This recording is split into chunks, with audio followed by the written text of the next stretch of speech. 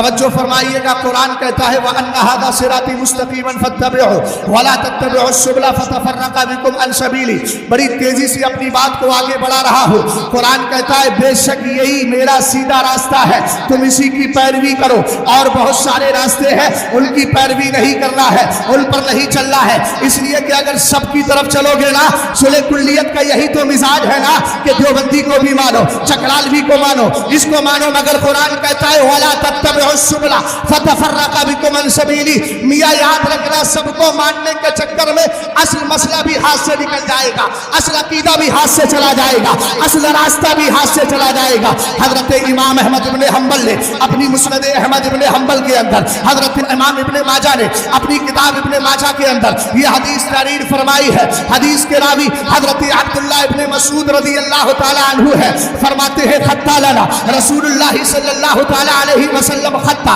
میرے نبی علیہ السلام نے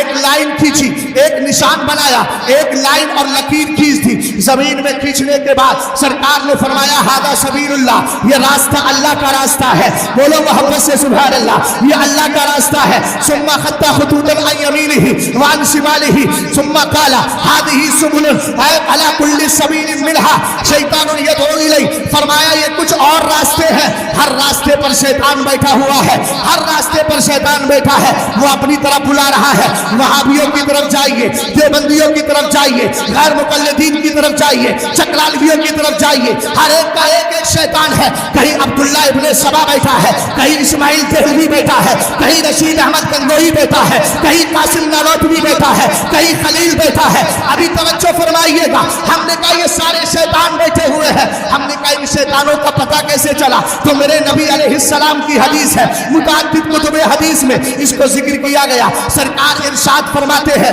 اِنَّ بنی اسرائیل افترقت علی 71 فرقہ، فرمایا قوم بنی اسرائیل 71 فرقوں میں بٹ گئی تھی، کسی میں 72 کا لفظ ہے، میں دونوں کا ترجمہ کر رہا ہوں۔ سرکار نے آگے ارشاد فرمایا وَإِنَّ أُمَّتِي سَتَفْتَرِقُ عَلَى 72 فِرْقَةً، میری امت 72 فرقوں میں بٹ جائے گی، كُلُّهُمْ فِي النَّارِ إِلَّا وَاحِدًا، فرمایا سارے فرقے جہنمی ہیں۔ یاد رکھنا حدیث افتراق امت کا یہ مطلب نہیں ہے کہ دیوبندیوں کو تھوڑی سزا دی جائے گی پھر جنت میں ڈال دیا جائے گا۔ اگر ایسا کوئی مذہب پیش کر رہا ہے یقیناً وہ غلط ہے، اور صحیح تشریح وہی ہے جو بریلی کے تاج الشریعہ نے کی ہے، اور آج کے دور میں ان جدید محققین کی کمر توڑ کر بتا دیا ہے کہ صرف جنتی جو نجات پانے والا فرقہ ہے، جس کو جنت ملے گی، وہ کوئی اور جماعت نہیں ہے، اسی جماعت کو جماعت اہل سنت کہا جاتا ہے، اسی کو آج کے دور میں تعبیر کے طور پر سمجھنے کے لیے